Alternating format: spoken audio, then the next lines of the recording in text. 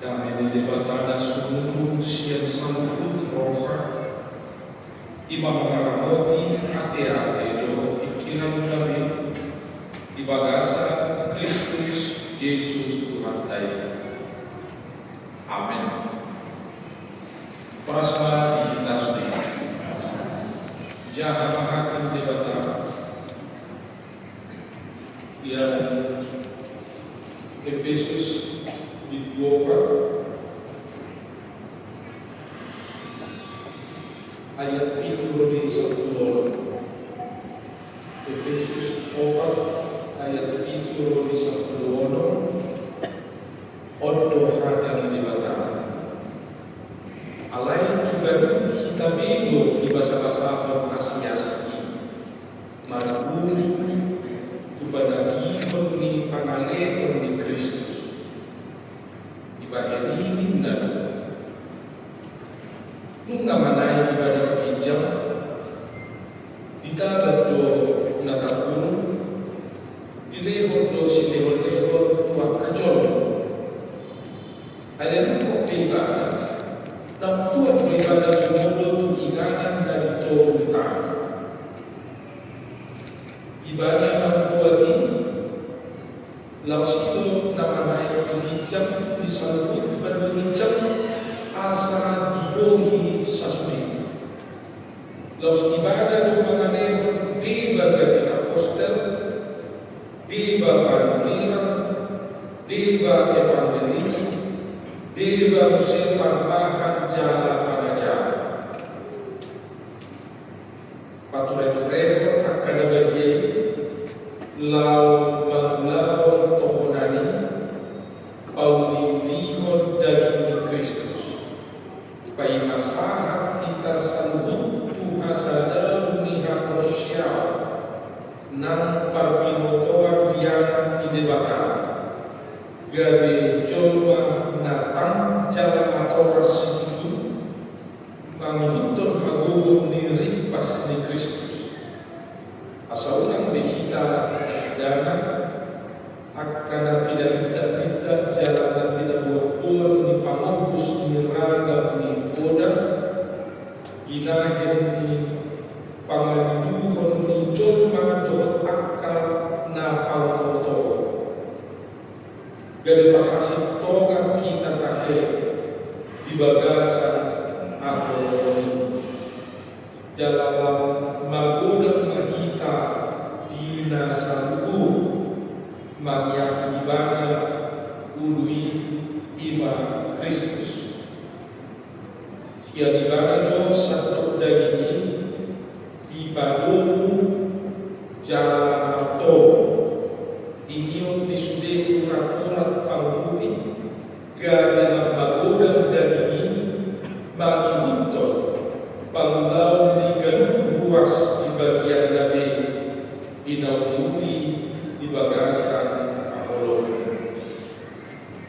itu kata di batang nama tua kata makikon kata di batang jalan biasa nama ulang roca saya instead kalau diharap nama tua hawa hawa tidak rapi kita diharap nama tua ima dan makikon kata di batang jalan ada tekad bahwa bertulu penurunan khobar kata di batang ini penting karena jadi Yesus terdahulu harus berkuila terdahulu bersiap siap pahala asal kalau hal mertua dan bersiap pahala bertuhan di mata khobar tu asitongan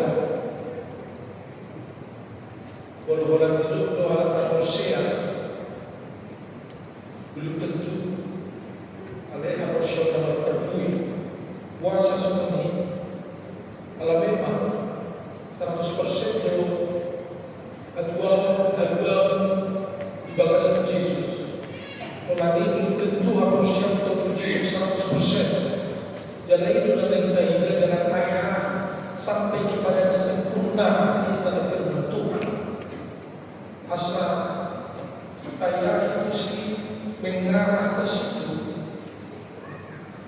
sungguh maju saya dong takut kebenaran tapi ternyata salah sama sekali Kita sering membenarkan kalau mengatakan tidak ada manusia yang sempurna. Tapi firman Tuhan mengatakan haruslah kamu sempurna seperti Bapa di surga yang sempurna. Labatan nakatan di mata tabikiun asa tayahi seperti Kristus, punya perasaan seperti Kristus dan pengenalan akan anak Allah yang menuju kesempurnaan.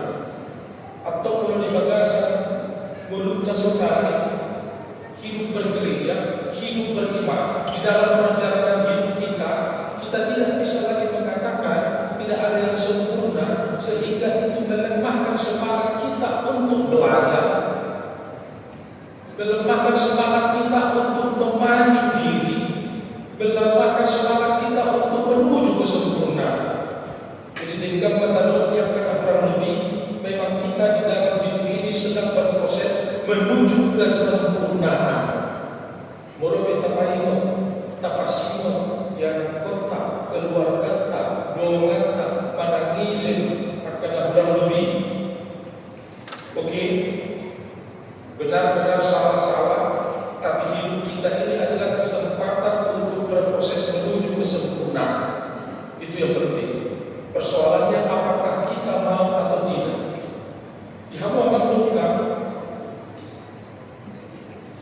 Kita sekarang diperhadapkan dalam situasi yang sulit. Sulit bukan musuh itu datang seperti singa yang menghantam dan jelas-jelas ingin menghancurkan kehidupan kita. Alena roh kita lima seperti angin sejuk, sepoi-sepoi, enak, membuat kita nyaman, tapi tidak sadar kita sudah diayun dan terbawa kepada tempat yang tidak kita inginkan. Indikasi untuk itu jelas. Apa yang FYP itu menjadi kompas, apa yang viral itu yang menjadi kompas bagi kita. Kalau itu yang menjadi kompas dalam kehidupan kita, hidup kita bisa nyasar. Contoh pertama, karena memang sudah semakin banyak tawaran, dan tawaran itu gampang kita dapatkan. Jadi kita memilih khotbah-khotbah yang membuat telinga kita enak. Itu sama. Berarti ukurannya adalah telinganya enak. Tidak usah kita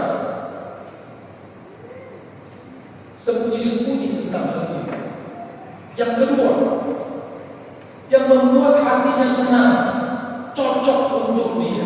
Artinya telinganya, hatinya itu yang menjadi ukuran. Tiga, aku YouTube cerita di media menyebarkan. Akai si modal orang itu sering tak terbuka semua tawaran itu terbuka. Itu yang pertama. Yang kedua,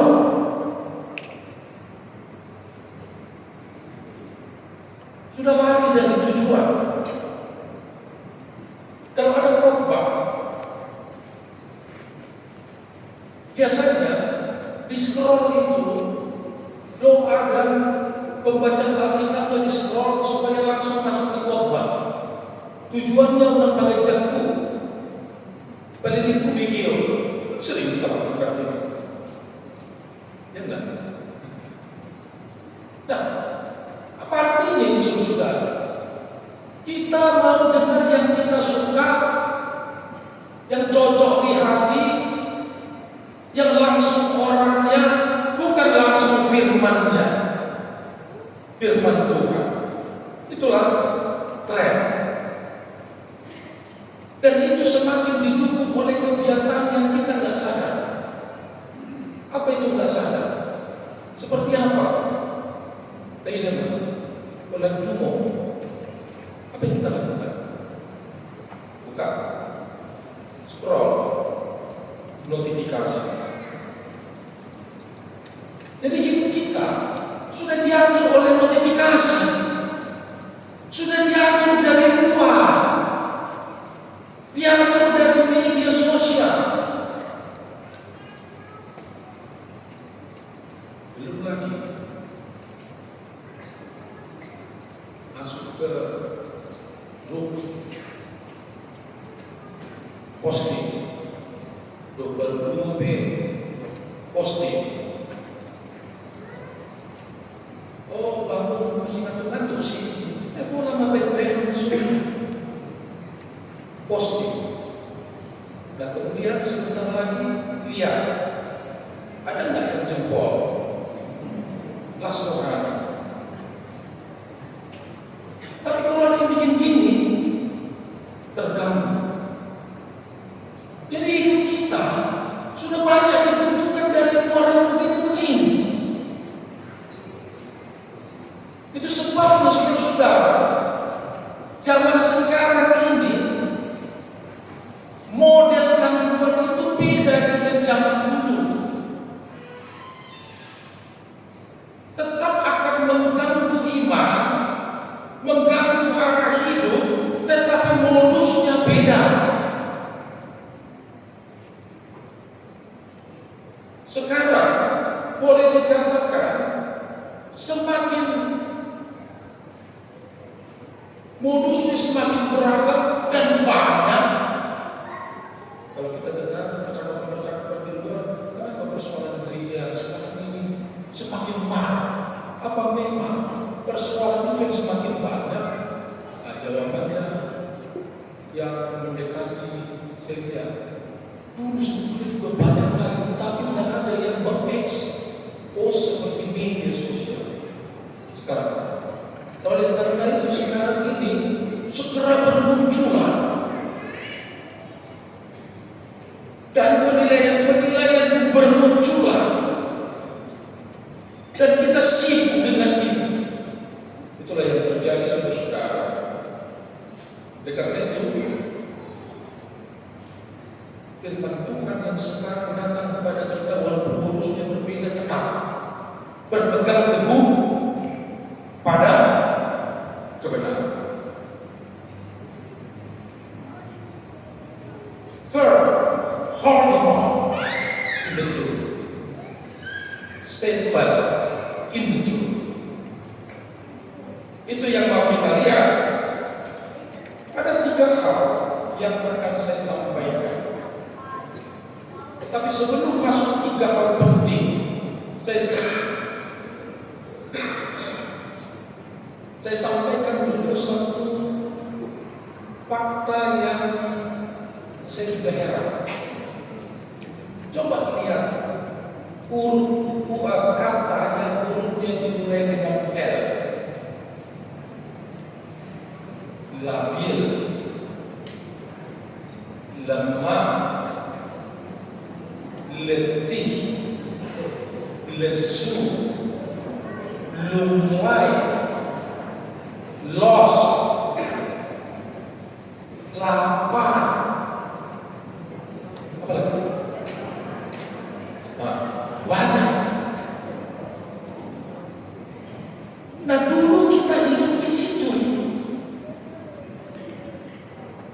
Siang kita dari hidup yang labil, yang lemah, yang lunglai, yang lapar. Karena dulu kita belum mengenal Kristus. Kita hidup dari dunia, world. Tapi sekarang berpegang teguh pada kebenaran, berpegang teguh kepada firman, L-nya itu dihilangkan. Bukan lagi world, tapi word.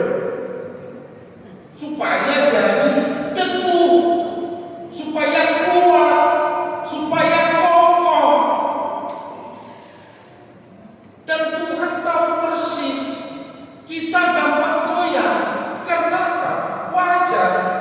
Karena dari dulu kan belum dalam firman. Lahirnya kan bukan dari firman dari dulu.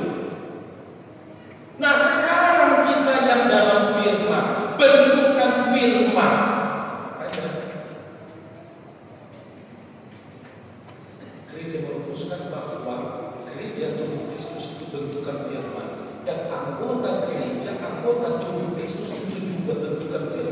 Saudara juga bentukan firman sekarang, tapi habit kita dulu nggak begitu. Oleh karena itu kegoncangan, kegoyahan ini gampang sekali mengganggu kita. Makanya Paulus katakan berpegang teguh pada kebenaran. Nah, itu saudara yang sedang kita hadapi. Oleh karena itu, kalau berpegang teguh pada kebenaran, ini bukan soal suara terbanyak, bro.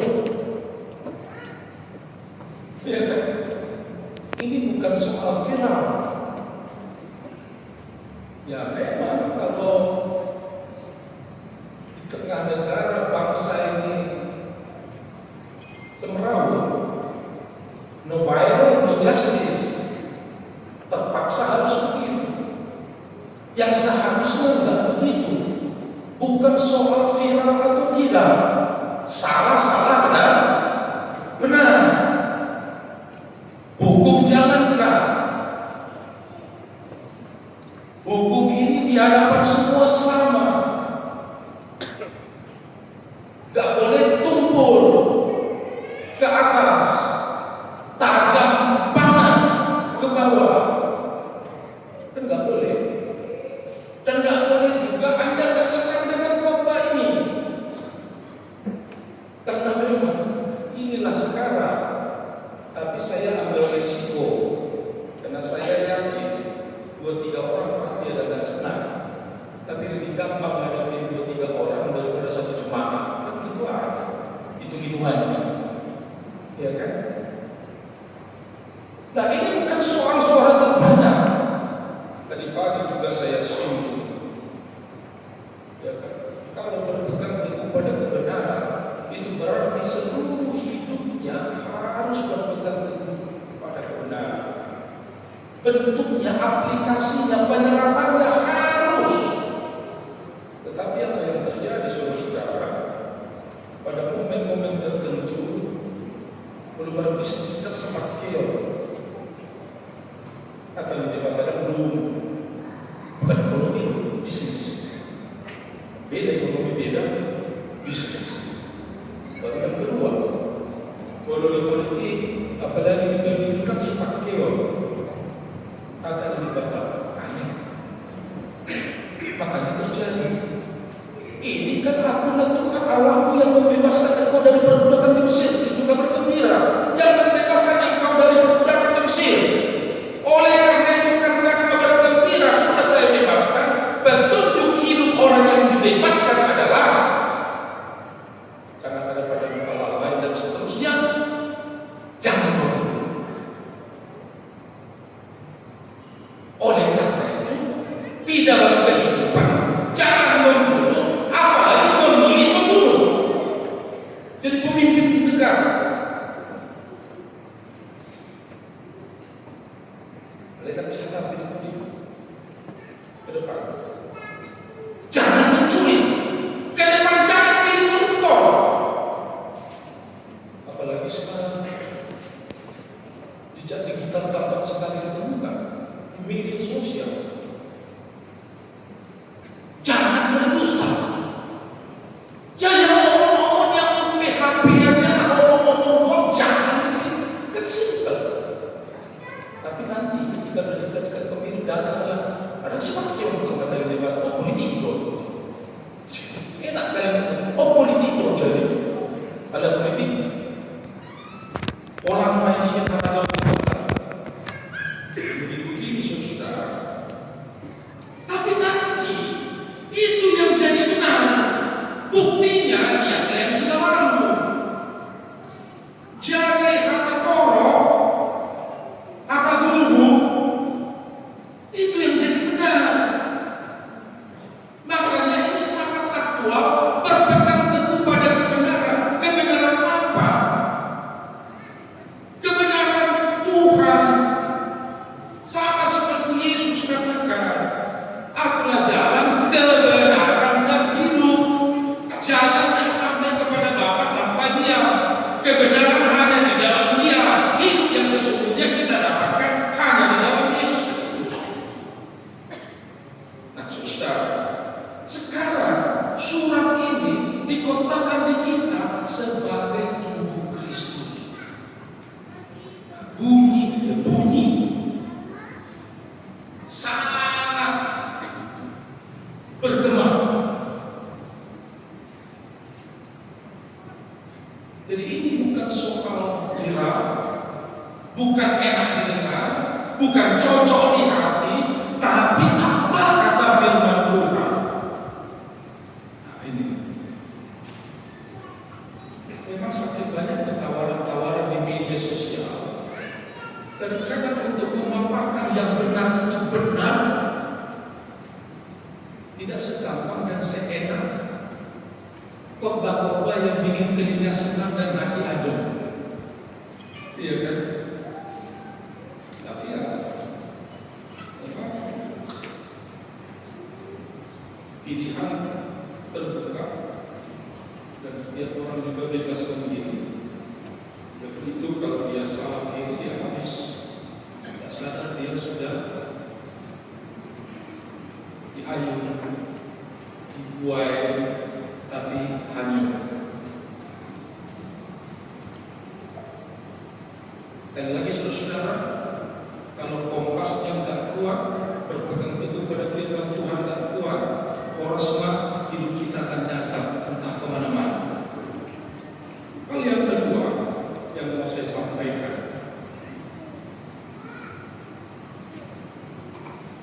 teguh berpegang pada firman Tuhan karena berfungsi.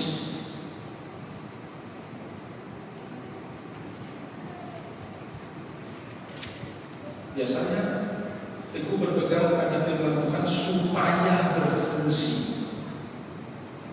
Tapi sekarang saya garis bawahi, teguh berpegang pada firman Tuhan pada kebenaran karena berfungsi. Terus saudara, kenapa kita susah peningkatan pertumbuhan iman, konsistensi dan tekad antara firman dan tindakan, antara yang kita tahu dan yang kita ingin lakukan, yang kita imani dengan realita? Kenapa ini jauh sekali? Karena kita sering, kalau Anda berpegang kepada firman Tuhan, maka berfungsi. Akhirnya semakin jauh jarak ini dan nyaman-nyaman aja. Tapi coba kalau dibalik, semakin berpegang teguh pada firman karena berfungsi. Artinya, bila saudara memang bertekad hidup penuh dengan firman Tuhan, langkah pertama action. Ini kan kita belajar, ini kan berlatih. Berenang, kena nyemburnya kita. Lama-lama kita rasa-rasakan. Akhirnya, dapat. Tapi kalau teori, pelajari, tidak ada aplikasi. Belajar firman Tuhan, semakin dipelajari tidak ada aplikasi, semakin berat. Tapi kalau terjun langsung, makanya saya rumuskan kurang produktif kalau dikatakan karena berpegang teguh pada firman Tuhan maka berfungsi. Coba. Startnya kita sama-sama mengenal Tuhan dan kita berlomba berfungsi sebagaimana adanya. Sebagaimana adanya maksudnya Tuhan yang memberi berbagai ragam karunia. Satu, yang kedua, Tuhan yang memberi ukurannya bagi kita. Oleh karena itu, persoalannya bukan lebih hebat dari orang lain. Persoalannya bukan berpacu dengan orang lain, tetapi persoalan kita berpacu dengan diri sendiri. Karena jenis yang untukmu itu yang pas dikasih Tuhan. Ukuran untukmu juga ukuran yang pas. Sehingga memaksa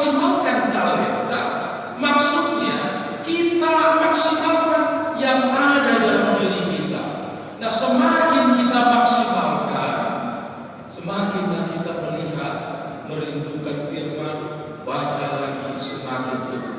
Nah, itu rumusnya. Oke, bisa bedakan ya?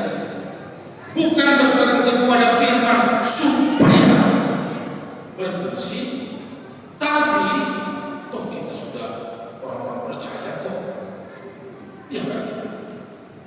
Berpegang teguh pada firman Tuhan karena berfungsi. Kalau sudah komplit percaya kepada Tuhan dan melakukan, baru dia semakin teguh.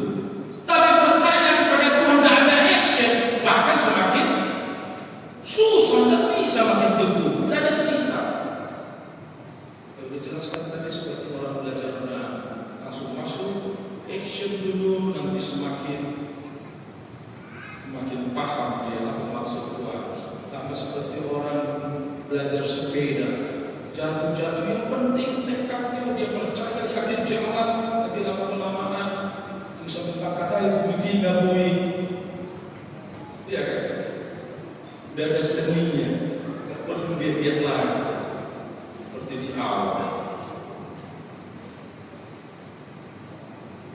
Nah, saudara, itu yang pertama yang saya sampaikan, berpegang teguh pada firman Tuhan karena berfungsi, bukan supaya berfungsi.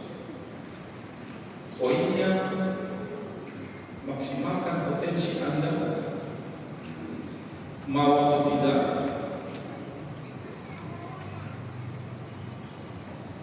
Itu yang penting dijawab. Hal yang kedua,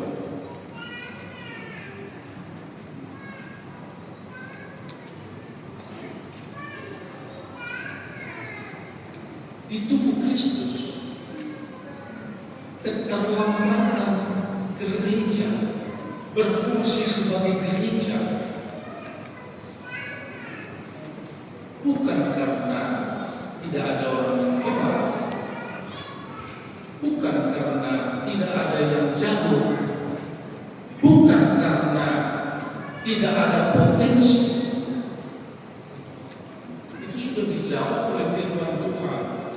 Di dalam tubuh Kristus sudah diberikan karunia sesuai ukuran. Itu bukan persoalan. Nah, yang persoalan adalah apakah potensinya itu dipakai? Apakah kekayaannya itu dipakai? Kekayaan banyak. Ada yang kaya nikmat, ada yang kaya uang,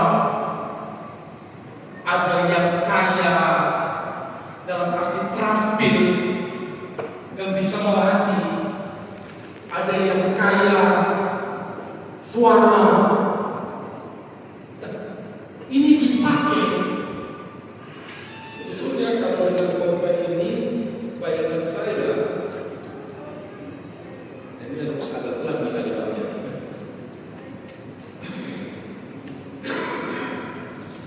Segera kita buatkan visioner, talenta semua warga Jepang, semuanya. Ya ada masa ada yang enggak, ya kan? Semua punya. Ini kan tinggal dikelompok-kelompokkan, bikin skala prioritas, kembalikan program Om Maulana. Kan itu yang khotbah ini kan jauh. Jadi sekali lagi saudara, yang membuat gereja lemah karena potensi yang ada tidak dipakai, bukan karena tidak ada orang hebat, bukan karena tidak ada orang pintarnya. Menurut saya itu membuat datang membiarkan jam-jam. Iya loh, Medan kota, siapa yang tak kenal? Saya udah 20 tahun lalu khotbah di sini, udah kenal GKPI Medan kota, Sriwijaya.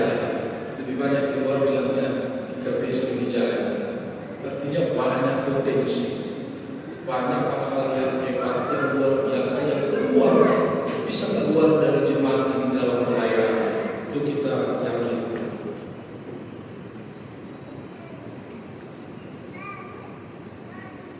Nah, berbudi yang ingin saya sampaikan,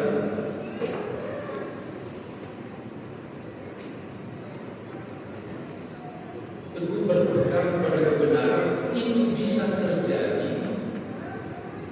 Tadi saya katakan action. Yang kedua, kalau di dalam kasih. Nah, ini juga perlu saya tekankan dari perspektif yang lain.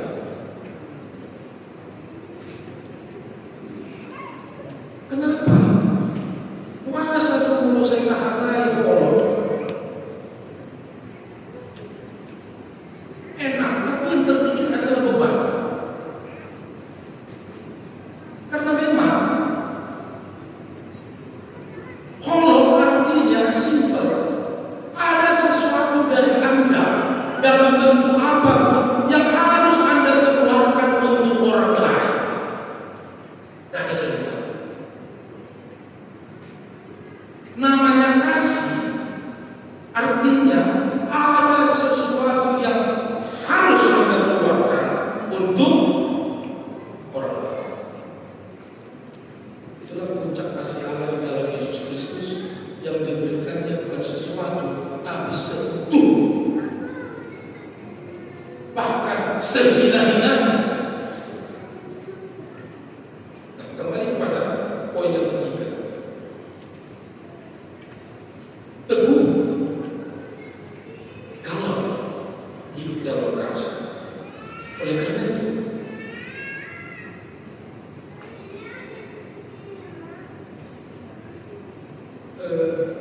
saya rumuskan dalam begini. Tadi saya evaluasi juga khotbah pagi. Kayaknya perlu ditambah satu kalimat lagi waktu. Masukan dari teman-teman dalam khotbah. Saya senang pagi ini. Karena rumusan saya begini. Kalau Anda mengasihi orang lain, itu kebutuhanmu. Nah, bayangan saya semua sudah paham rupanya itu satu kalimat lain. Memang mengasihi orang lain itu adalah untuk orang lain, tapi itu juga kebutuhanmu. Karena kamu sekarang tinggal di dalam firman, bukan di dalam dunia yang seperti sebelumnya. Sekarang kamu tinggal di dalam firman. Orang yang tinggal dalam firman harus mengasihi. Karena harus mengasihi, dia butuh orang lain untuk. Nah, itu yang kurang lengkap tadi penjelasan. Supaya apa, saudara? Supaya kalau roh mengasihi ini bukan beban. Karena selama ini saya rumuskan, setiap kali bicara mengasihi, sepertinya di belakang kepala ini sudah terekam beban. Kalau bagaimana keluar siap diriku, itu kesimpulan.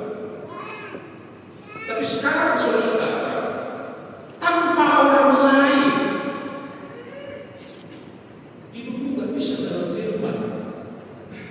Anda butuh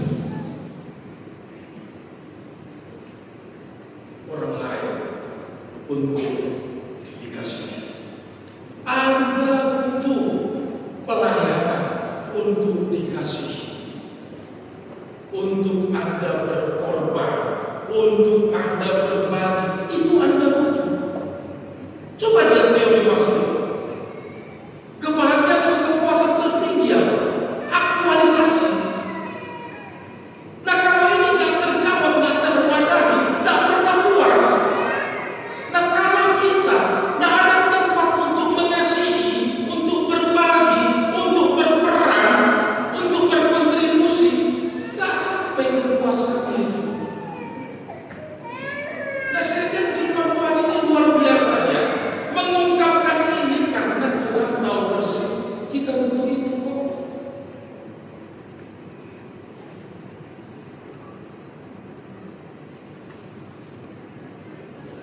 Penutup dan saudara, paling enak hidup ini kalau kita punya rahasia.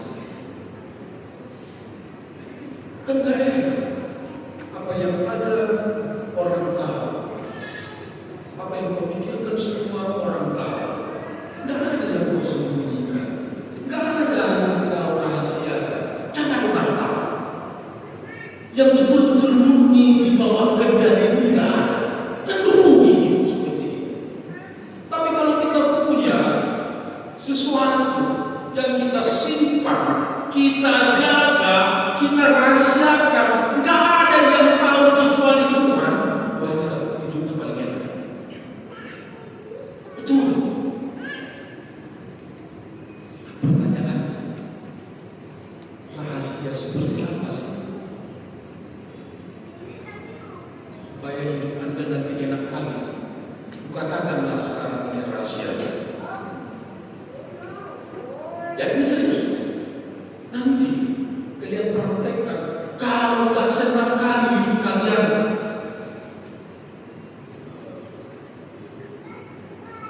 minta nomor saya gawang pendeta WA. Anda benar yang mau bilang, tapi bahasanya harus supaya saya tidak sakit hati.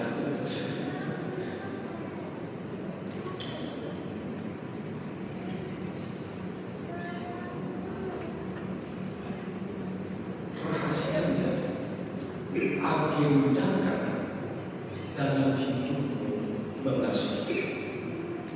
Jangan omongkan. Daya guna. Bicara yang baik itu udah banyak, gak enak. Jadi kalau itu dirahasiakan dan agenda itu laksanakan. Tidak usah ngomong, laksanakan aja biar action itu yang bicara. Dan rahasia ketiga, ukur seberapa banyak, seberapa lama, seberapa intens saudara melakukan itu. Baru terakhir bersyukur. Lihat 3 bulan Anda sudah berubah.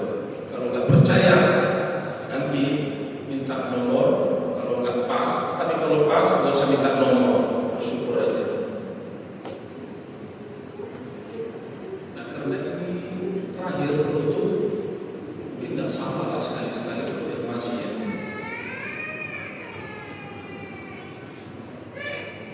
Asalkan ya nanti, ntar saya rumuskan dulu kalimat yang enak. Ya maklum lah kalau dosen kan. Dan dulu jatuh sinabung kan gak enak kalau masih suka gitu.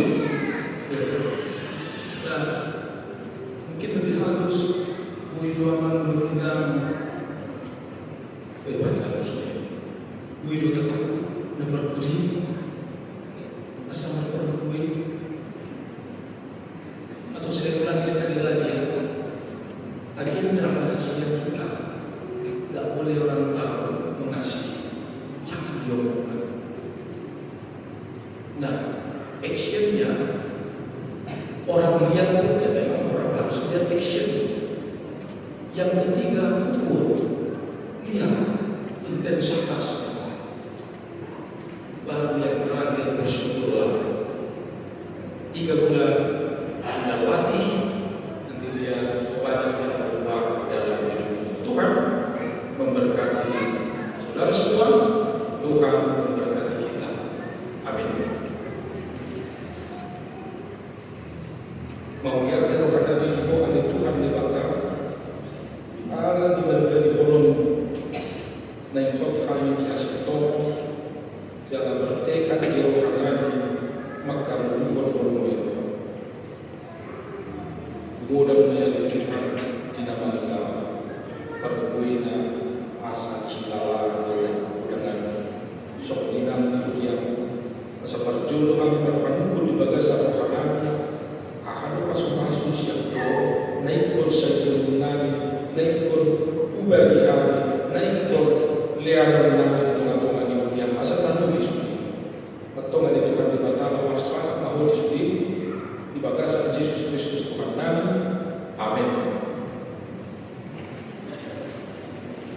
Mari